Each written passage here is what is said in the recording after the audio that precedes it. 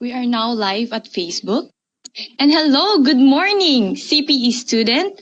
Welcome to our webinar with the theme of empowering future engineers through innovation and artificial intelligence. Now, let us open our heart and minds as we begin our webinar, starting with the national anthem, followed by an opening prayer.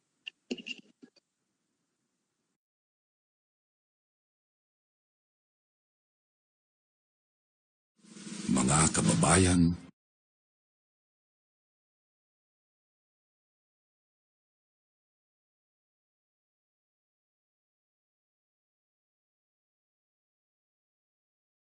ang pambansang awit ng Pilipinas.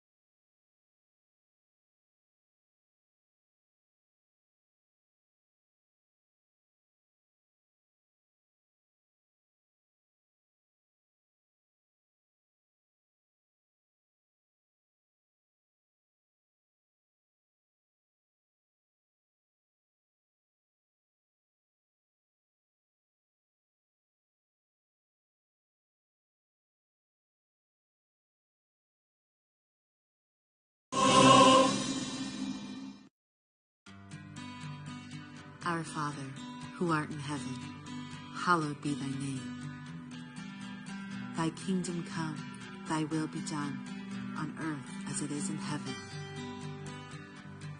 Give us this day our daily bread, and forgive us our trespasses. Recording stopped. Those who trespass against us. Recording in progress.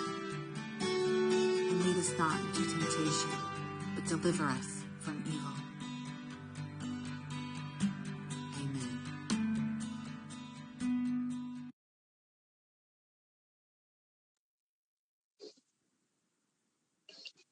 And now, to formally begin our webinar today, may we call on Doc Marvin Malari, ICPEP Region 3 President.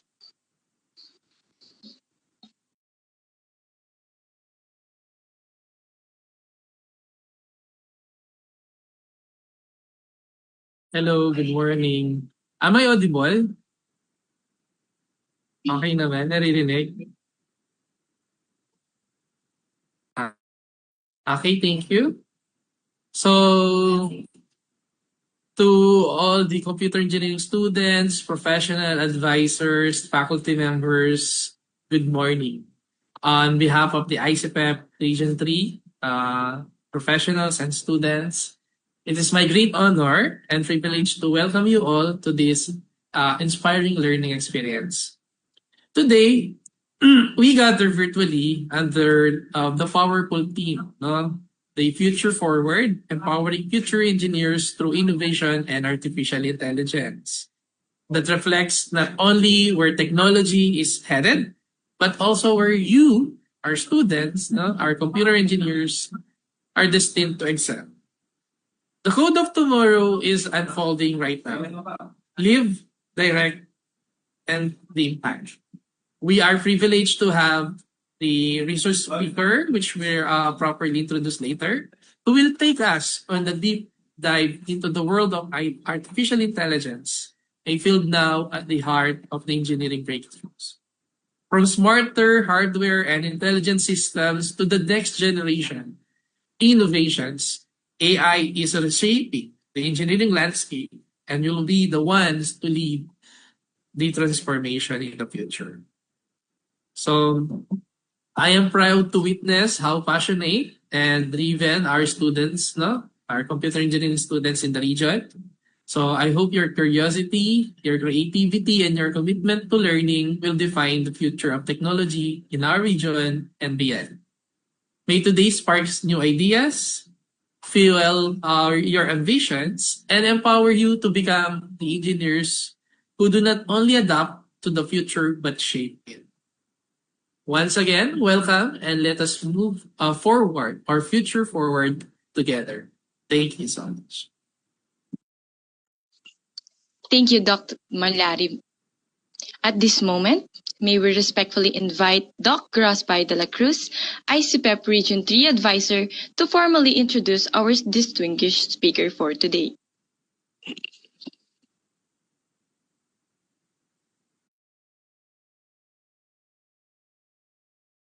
Okay. So good morning to everyone and good morning to our dear speaker. So I would like to introduce to you our speaker. He is Engineer Jester Carlos. So Engineer Jester Carlos is a digital and AI transformation specialist with over 3 years of experience in business analysis, product delivery, and data-driven innovation. With a foundation in computer engineering and ongoing training in data science, he has led agile initiatives that enhance operational efficiency, optimize product features, and elevated customer experiences. His expertise spans business analysis, AI product development, and cross-functional collaboration across global teams. Engineer Jester is passionate about leveraging emerging technologies to drive efficiency, innovation, and meaningful business impact. Beyond his industry work, Engineer Jester has contributed to multiple AI for Good initiatives as a volunteer AI engineer and product lead, helping develop predictive models, dashboards, and data-driven systems for social impact. His dedication to continuous learning and collaborative problem solving demonstrates his commitment to creating technology solutions that empower organizations and communities alike. Now, help me welcome again Engineer Jester Carlos.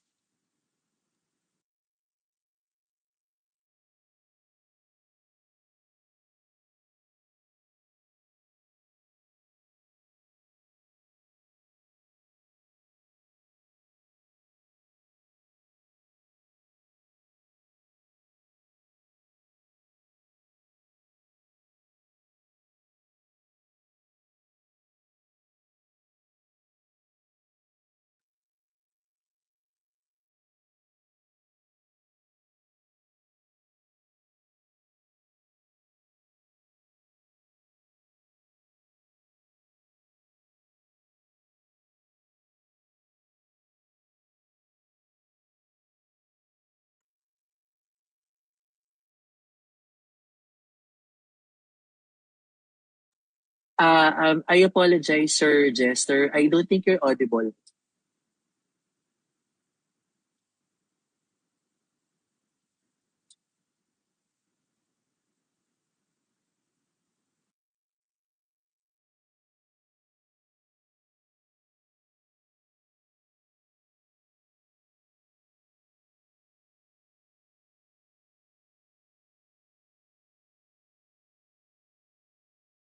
Okay. Hello? Hello? Yes, sir, audible na po. Okay. Pwede na po, settle.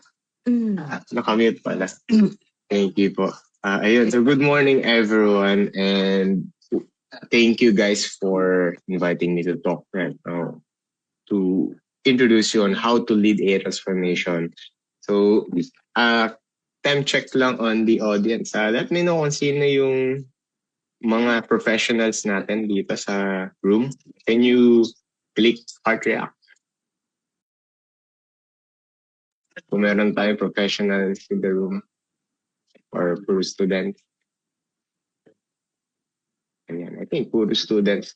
So this is exciting kasi we need leaders and school is the ground for the leaders. No? So right now, I'm going to discuss to you guys on how to lead AI transformation in a business context, on the industry context.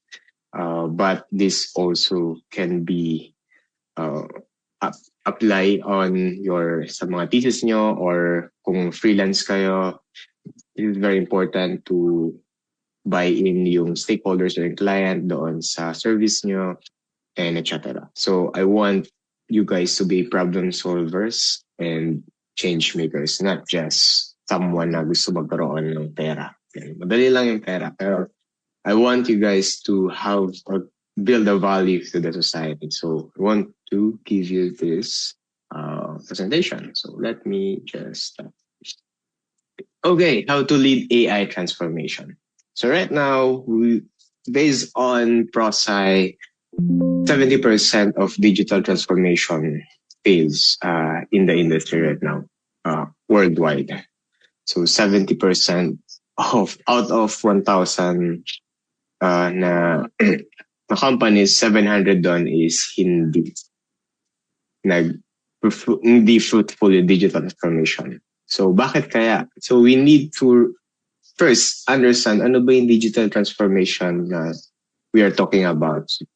So digital transformation is basically process siya using yung digital technologies natin to create and modify existing processes. Culture, not just processes, culture ng company, culture ng team nyo, and then customers experience or yung mga magiging beneficiary nung naging change within the company or on your team or on your business. So to meet changing business and market demands. So lalo in tech, yung business and market demands changing every day. So example, tomorrow baka may bagong labas na way on how we're going to operate in the business dahil may bagong labas si OpenAI na bagong model. So we need to experiment on the bagong tool on how we can benefit on it. So that's digital transformation. But we are going to focus on AI transformation. So AI transformation is just underneath ng digital transformation. Kasi in digital transformation, marami siyang to like, for example, nasa Excel lang yung coffee shop. Nag-Excel lang yung coffee shop. So bigla mong bibigyan sila ng ERP for them to recreate their business practices, culture, and customer experience. Ganon. So AI is just one of the tools underneath the digital transformation. So AI transformation is integration of that technology of AI and ayan.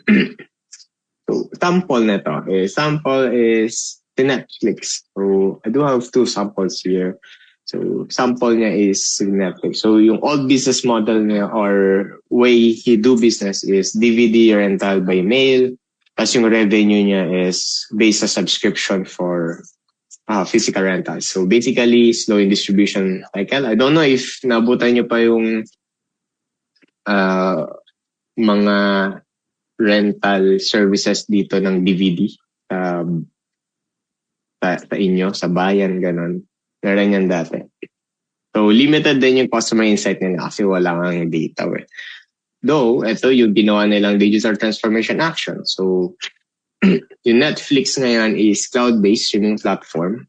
So, adoption ng recommendation algorithm. So, kung nag-click kayo or nanood kayo ng isang specific movie or nag-like kayo doon or matagal nyong or sinearch nyo man lang, yung algorithm will recommend you a relevant or related na movies. So, that's one of the digital transformation. Second or third is it collected na yung real-time user behavior data. So ano ba yung naging new business model nila? So new business model na is on-demand digital transformation, data-driven personalization, etc. So basically from digital transformation is about getting out or moving yung company from the current curve to the next curve. So that's innovation. So you're driving the business to the new future. Okay. So ano bang impact nun? So the impact is naging scalable sila globally. Operating costs drastically reduced. And nagkaroon sila ng flywheel of data, better recommendation for users kasi better yung experience. So that's one. Next is Spotify. So yes. Spotify is a streaming app, music app. So yung old business model nila is manual playlist lang na streaming. So mag-search ka lang doon, parang YouTube. So that's YouTube na vanilla. Yan, walang recommendation or etc. Mag-search ka and search mo yung kanta, tapos may kinig ka lang. Pero yung transformation that they do is AI transformation, which is AI recommendation engine na recommend ka ng mga relevant din na mga musics or songs, and at the same time, yung every pagkatapos ng year, yung parang recap niya ng Spotify mo na pinakinggan, AI, generated based on the data that they have gathered for the whole year. So personalized in a way. Second is AI auto-generated playlist and artist analytics. So ano yung naging bago nilang new model? Bagong business model. So AI-driven discovery platform. So basically, ayan, naging mas personalizing Spotify dahil nga we have that recommendation system and also yung every end of the year na recap of your Spotify. Ayan. So, ang impact niya sa Spotify is Discovery Weekly alone is yung engagement nila within the people or dun sa consumers nila is nag-increase. Okay, so given that ito yung mga samples ng digital and digital transformations, we want now to understand ano nga ba yung real digital transformations versus fake digital transformation. So, marami kasing kaya 70% of them fails kasi they failed to spot on ano yung fake transformation. So, we will compare it hand in hand.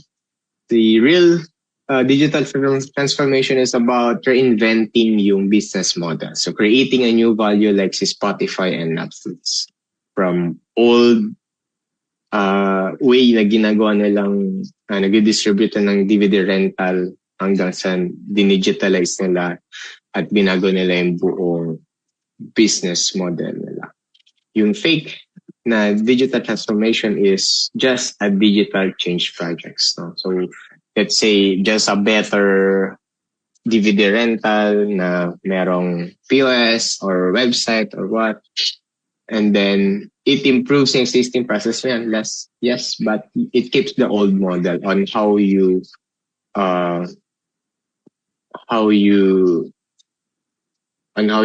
approach your market. So that's fake. Real ones, secondly, is enterprise-wide. No? It touches yung culture, hindi lang technology, at hindi lang din process. Culture, process, technology, and customer experience. So if hindi na-touch yung transformation, yung apat na to, yung 5 na to, yung apat pala na yan, hindi yun digital transformation. Fake digital transformation is just siloed. For example, si IT, meron kaming chatbot na AI. So what naman sa customer? So what naman sa culture? May marketing, meron in-automate namin yung process namin. So what naman yung sa culture din? Ano naman sa current customer experience? So let's chat out. Last is technology should be an enabler of business model. So kanina ko pa nababanggit yung business model. No? So business model basically is just a way on how we are providing yung service natin to the customers. So by providing the service and giving them a value, it generates income. So yun lang yung business model. So it should be enabling them to create a new business model. And yung fake one is just focus on technology. Walang strategic connections. And so that's the difference of real digital transformation and fake digital transformation. So merong pagkakaibang transformation versus a change. So transformation is overhaul, parang butterfly, from caterpillar to butterfly, while change is just caterpillar na tumaba, ganun. Pero hindi ka naging butterfly. So that's the difference of it. Okay, next. Okay, sige. This is exciting as I'm going to give you what is the actual or sample of real world digital transformation or transformation itself. So, do you know ICE? Yan, alam mo naman yan. Ngayon lang kasi na overlook natin siya kasi normal na. So, before, there is a first curve. So, the ICE 1.0, which is the harvest. So, people ay pupunta sa bundok at sa lake para mag-harvest ng ice.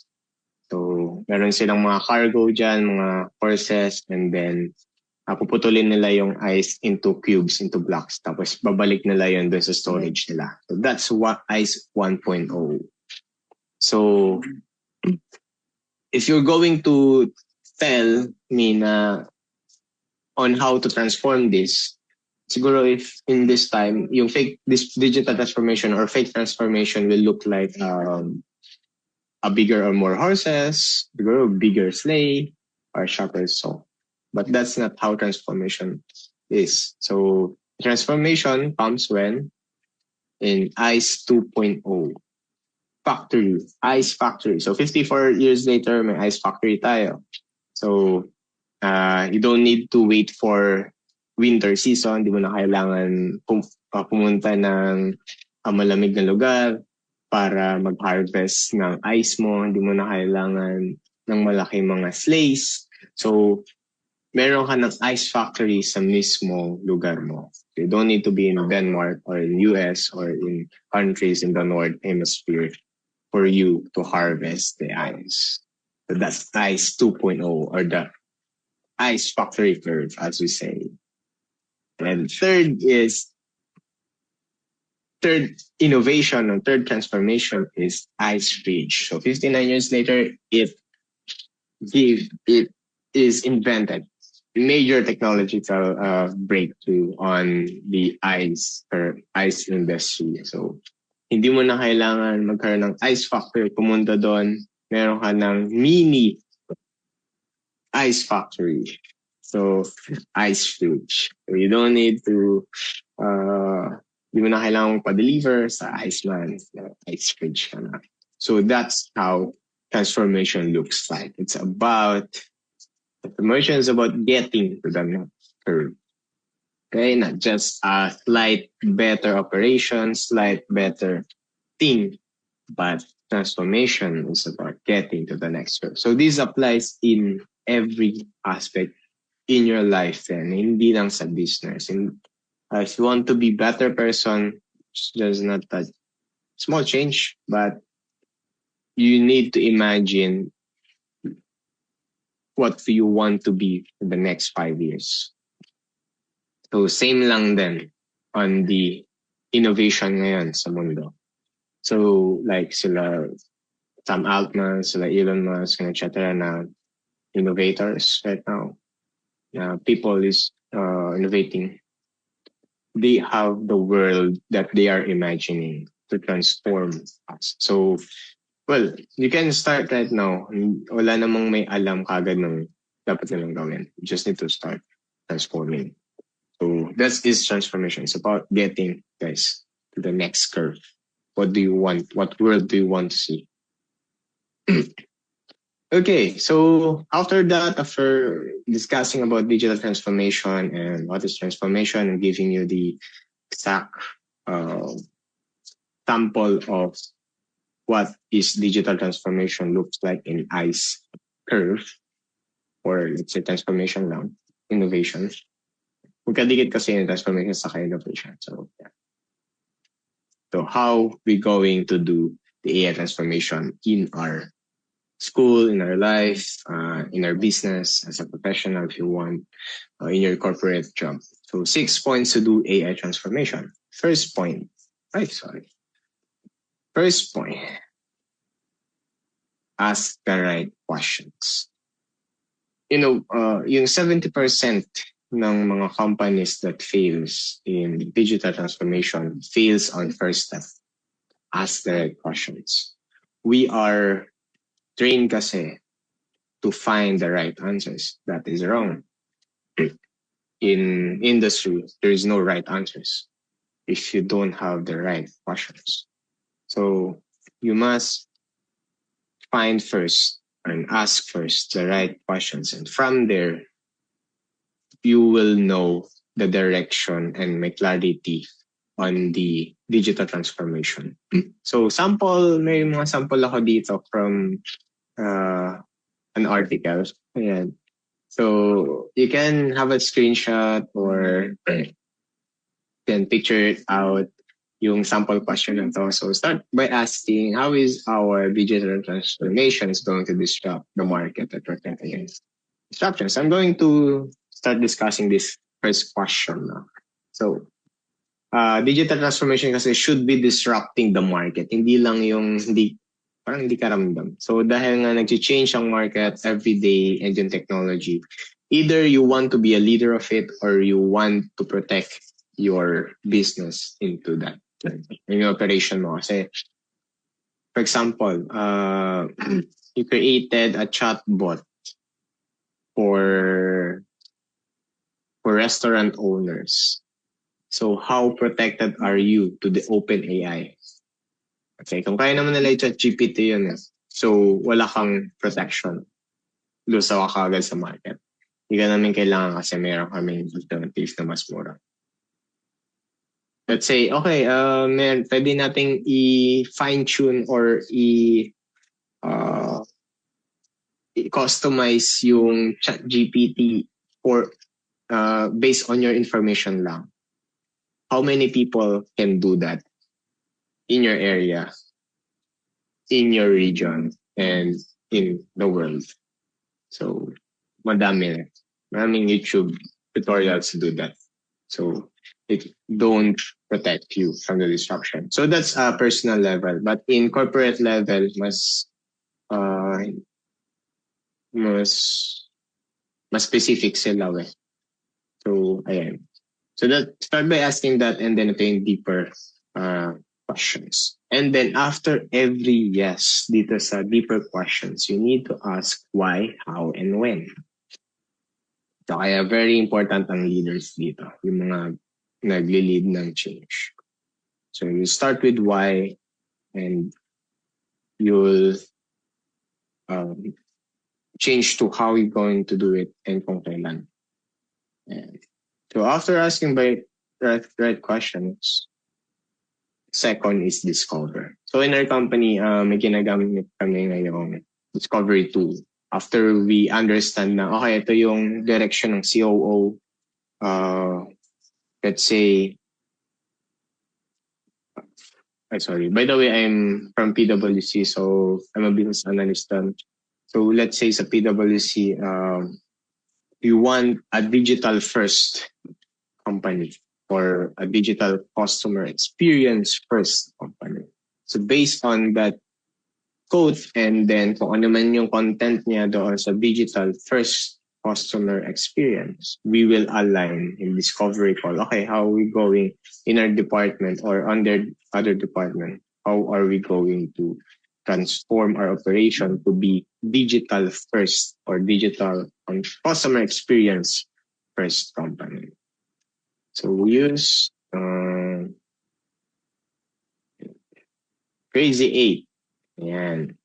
So basically, Crazy 8 is a design technique or tool to incubate yung ideas. No? So pwede itong gamitin din sa mga thesis niya actually.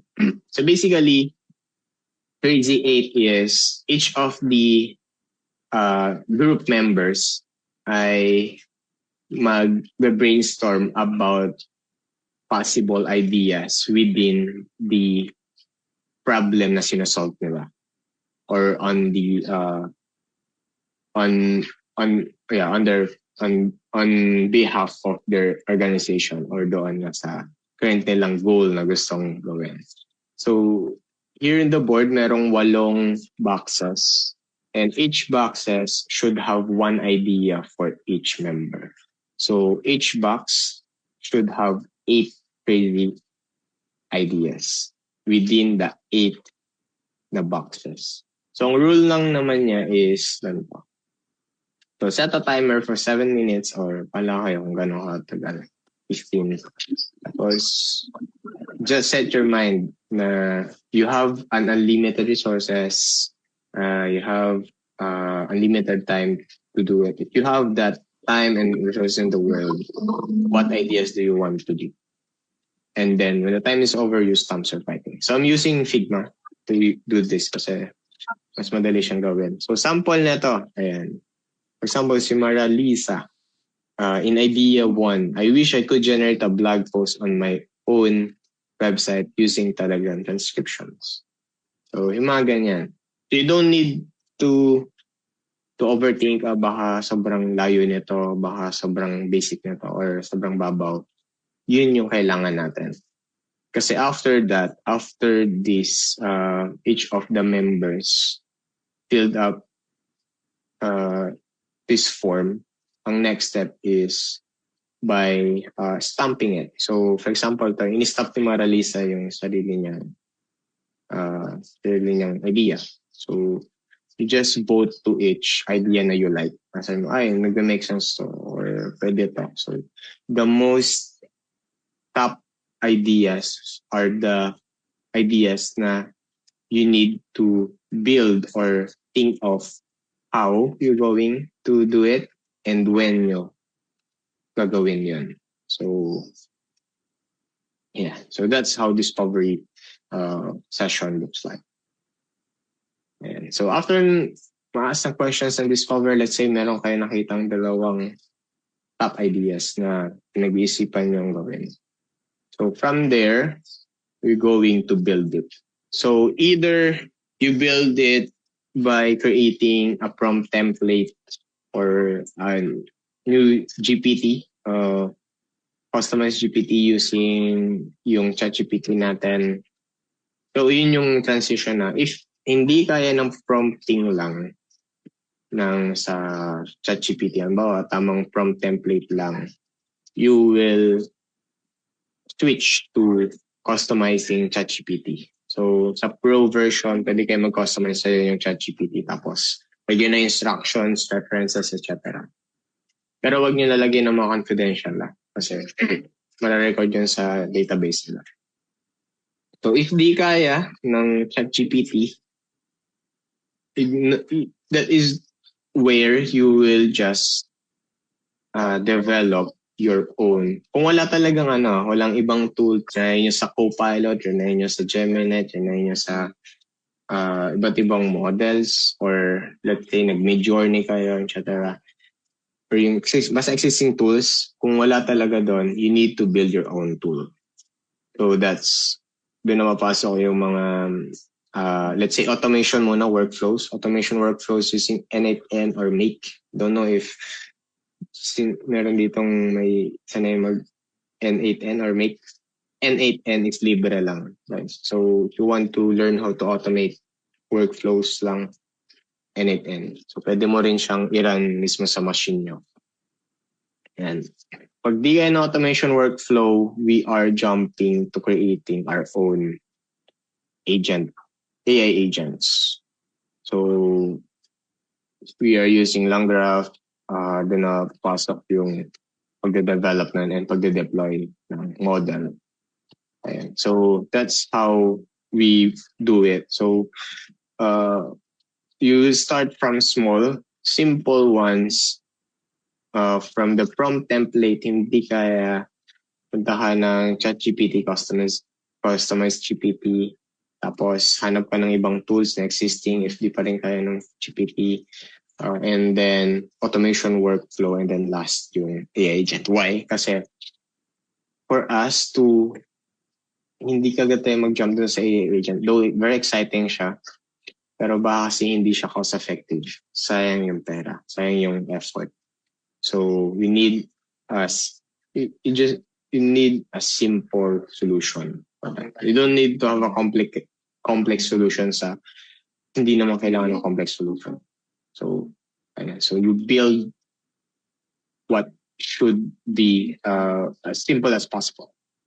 So that's third. And fourth, measure. So paano nyo measure yun? Siyempre, you need to measure yung template na ginawa nyo or automation na ginawa nyo. So meron kami na what I can do, what I can propose to you na tatlong measurement. So time savings is first, rework rate sa quality, output of quality. So pwede nyo itong baguhin based on your criteria. Pag nag-usap-usap kayo ng team nyo or ng in your leaders in the company. So first is time savings. So meron formula dito, simple lang. Manual time, kung yung manual time ng pag ginagawa nyo, and then minus nung meron na kayong AI system or ginagamit nyo na yung tool na yan. Tapos divided by manual time plus 100. Sample niyan is ito, writing before nag-write, draft ako ng email report, 45 minutes yun. Pero nung Gen AI na nag-draft, 12 minutes lang after my review. So yung time reduction ko is 37%. So it's 27% less. So that's 73% faster. So ganun yun na naging time savings ko. Kasi time savings equals cost. Time is equals cost para. So rework rate, basically agreement to between the reviewer na mag-review ng work mo saka yung nagpe-prepare. So yung output of return for correction, for example, tapos mo na yung output mo before, tapos pinapa-review mo yun. So usually, siguro ina-iterate or nire-review siya ng reviewer mo 4 to 5 times. Binabalik sa'yo kasi may mali or may nagkulang doon sa output. So pag tinivide mo yon doon sa total output mo, it should be yun yung rework rate mo. So for example dito, so before AI, 7 out of 10 reports yung kailangan i-review or yung i-review pa ulit-ulit. So rework rate 70%. No? So after prompt template na na-implement namin, 2 out of 10 na lang or 2 reviews na lang yun need for the specific report. So rework rate ngayon is reduced to 20% na lang from 70%. So that's one. And then third and last one is syempre output of quality.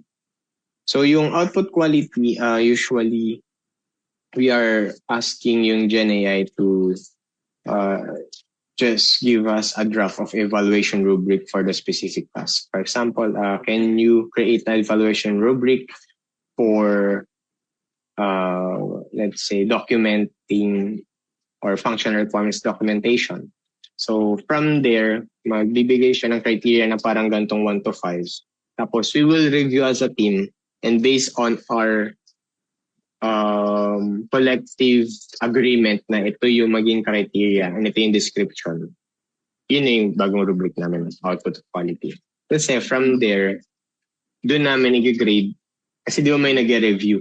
So after nung nag-review na i-review yung gawa, he or she needs to check if yung quality score ng gawa nun based on the criteria na we have agreed. So for example, dito sa baba, so before AI, yung average quality score doon sa drafting of the report is 3.2. So after AI, it's improved into 4.4. So quality of improvement is 38%. So malaki yan. So ang itsura niyan sa evaluation table ay ang time savings mo is you reduced 73% of your task. You reduce the rework rate ng kalahati, which is 50%. And then, nag-increase yung quality ng output up to 38%. Okay. So, after that, let's say na-measure nyo na yung for the last 2 to 3 months, na-measure nyo na yung tool, it's now time to iterate. So, this is the time where you will iterate yung from template. Kasi transformation, digital transformation is a journey. Guys. Hindi siya overnight na dapat perfect. It's an experimentation task. So it should have a safe fail environment. So kaya mag-fail kasi you're experimenting. If you don't have that environment, you are failing na kagad what transformation looks like. So ayan, so mababad kayo guys as early as you are right now. Mababad kayo on rejections and mistakes. Kaya yung mga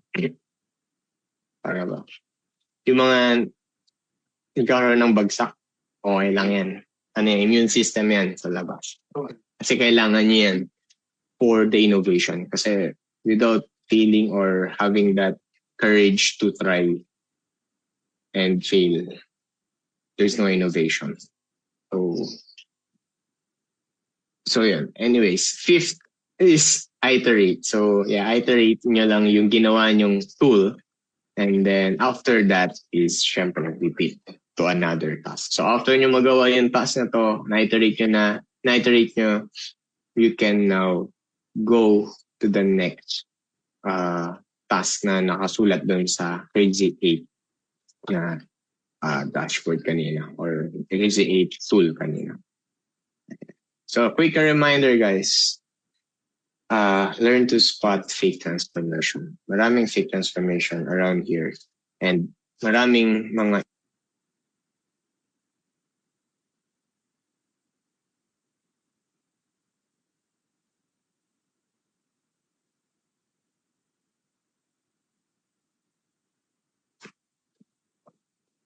Can you hear me again? Ayan. Sige.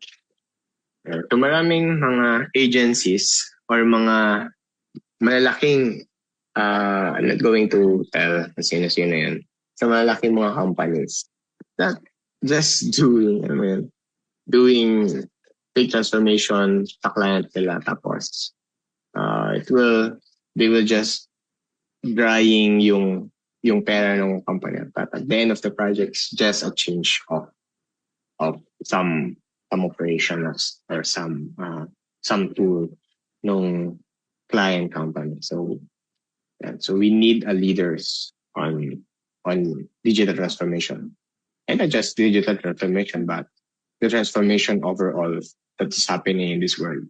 So yes, you're a change makers, guys, and you are the innovators. So thank you again for giving me the opportunity to talk about how to lead AI transformation. I hope it helps you. And if you have questions or clarifications, please feel free to ask. Thank you.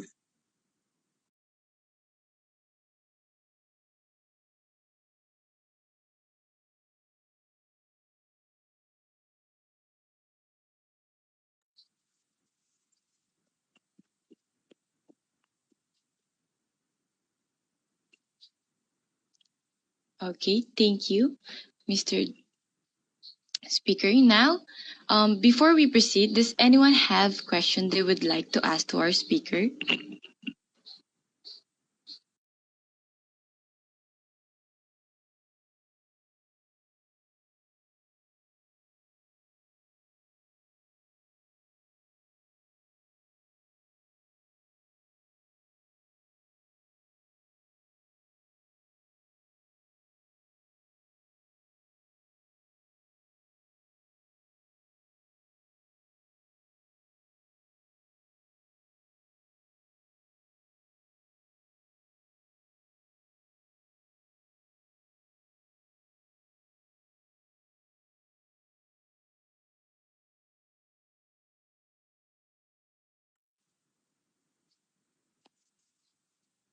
So I think wala pong question sa iba. All right. Now may we formally invite Doc Grosby de la Cruz to present the certificate of appreciation.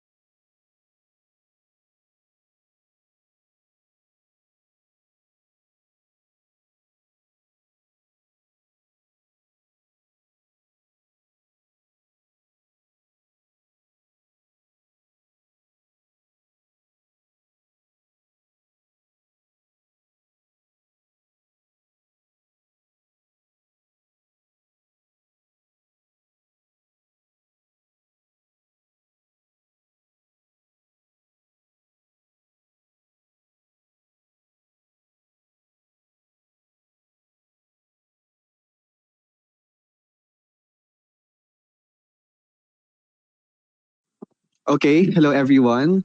Instead of Engineer Grosby, let me award the certificate of appreciation to our resource speaker, Engineer Carlos po. No. So the certificate of appreciation is proudly awarded to Engineer Jester Carlos for being the resource speaker during the webinar organized by the Institute of Computer Engineers of the Philippines, Student Edition Region 3.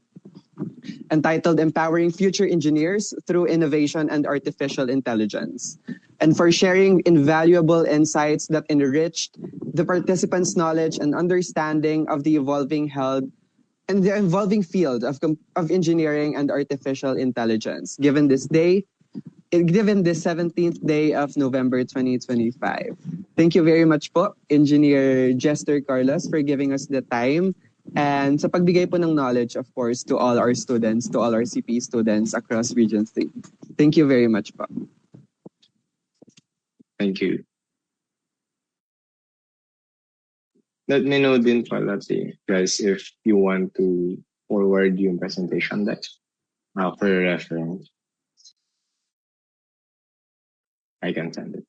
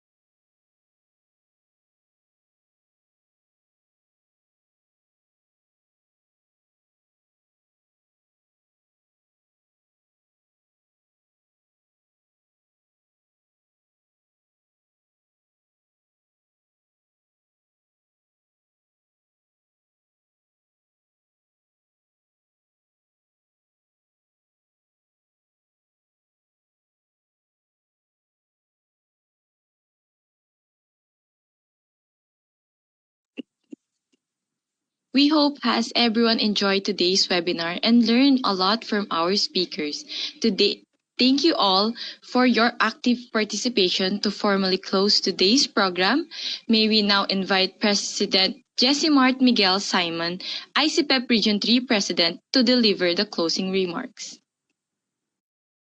Okay, so good morning everyone, especially to our participants. Before I start still, I wanted to thank our resource speaker, Engineer Jester Carlos, for giving us the time na makapagbahagi ng knowledge sa ating computer engineers across Region 3. Also, we would like to thank the President of ICPEP Region 3, Dr. Marvin Malyari. Thank you po for the time, and especially to our advisor, Sir G, Dr. Grosby de la Cruz. Thank you po for giving us this webinar. I do hope that everybody learned something especially about data transformation and topics na na-discuss po ng ating resource speaker. I hope that next time sa next events and webinars ng ICPEP SE Region 3 and ICPEP Region 3, we can see you again.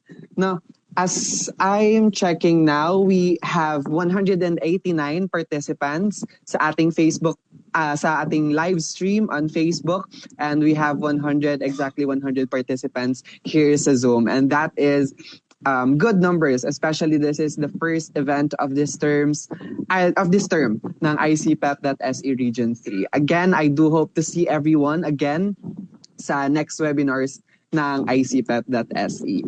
For your e-certificates, I would like to just add na after this webinar, ang officers po ng ating ICPEP.SE Region 3 ay magbibigay ng link for the evaluation form, in which kapag nasagutan nyo po ang ating evaluation form, makaka-receive po kayo ng e-certificate sa inyong email.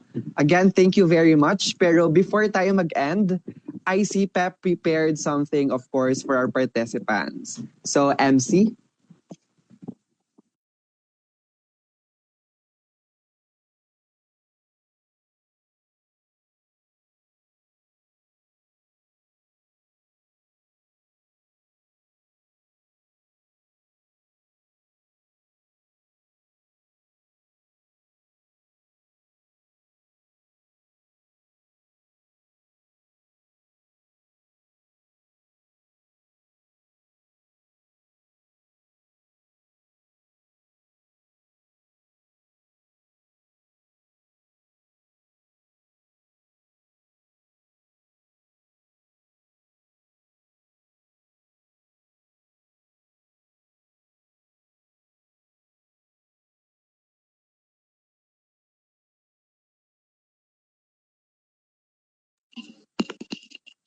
Ayan, all right, everyone, get ready for our raffle and listen carefully. Baka ikaw na ang lucky one.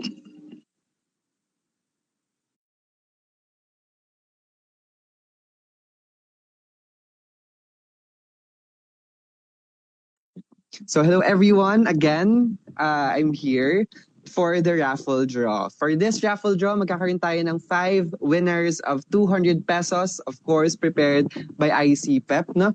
And then 2 winners of 500 pesos. So sa mga mananalo po ngayon, for our raffle draw, please do message ICPEP.SE Region 3's Facebook page and send po a screenshot of your name na lumabas sa ating raffle draw. So to draw our first raffle winner na mananalo ng 200 pesos, here is our winner po.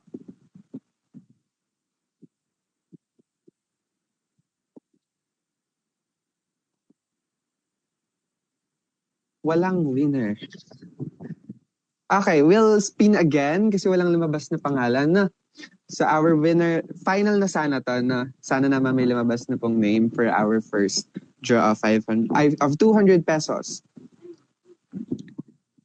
Our first winner is Jehu Alexis A. Bautista from Holy Angel University.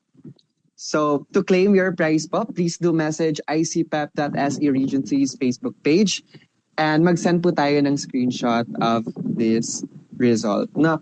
And we'll proceed to our next winner of 200 pesos. Our next winner of 200 pesos is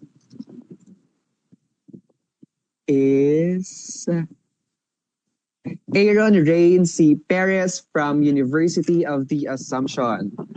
So we will expect po a message from Aaron later after this webinar. So moving on, our third winner po.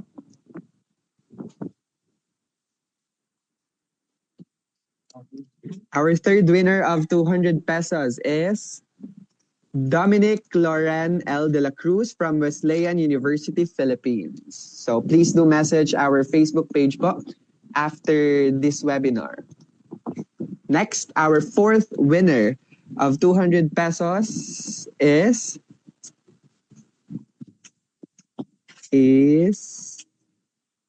Francis Lian M. de la Cruz from Eastwood's Professional College of Science and Technology. We will expect a message from you po, no, after this webinar. So if ever wala man po, hindi man naka-join sa Zoom meetings natin, we do hope that all of our winners ay nasa Facebook Live natin. So officers, please do message them po na nanalo po sila. Our last winner of 200 pesos for this raffle draw is wala tayong winner. Okay, we'll spin again po na for our last winner of 200 pesos. Our last winner is wala na naman. Okay, sana meron na, no? So our winner is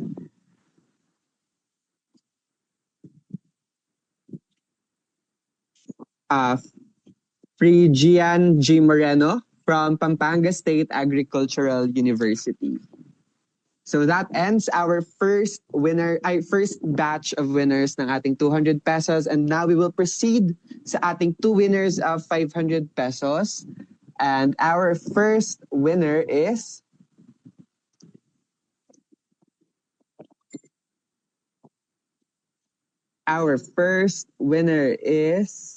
ba't nandun? Ayan. Okay. Sorry for the technical issue. Now, we're sure na may lalabas na talagang names. Na, our winner of 500 pesos is Hannah Delara from Colegio de San Gabriel Arcangel. Please do message icpep.se Region 3's Facebook page to claim your prize po. Na, and our last winner of 500 pesos is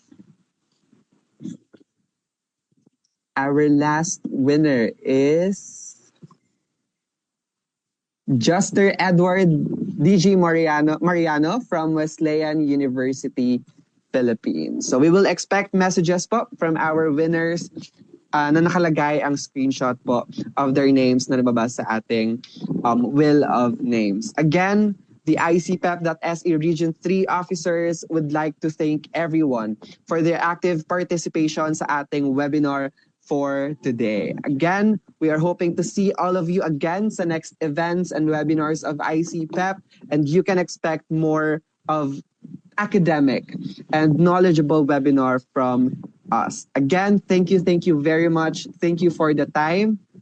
Thank you.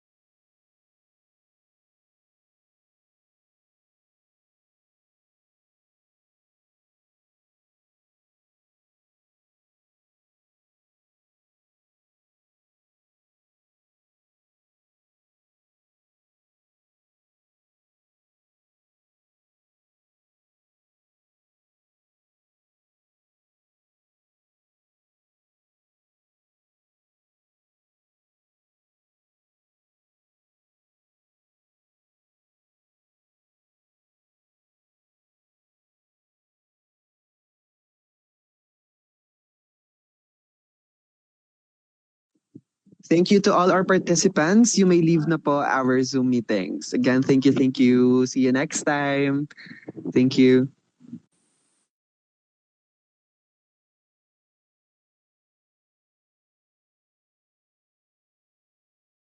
Record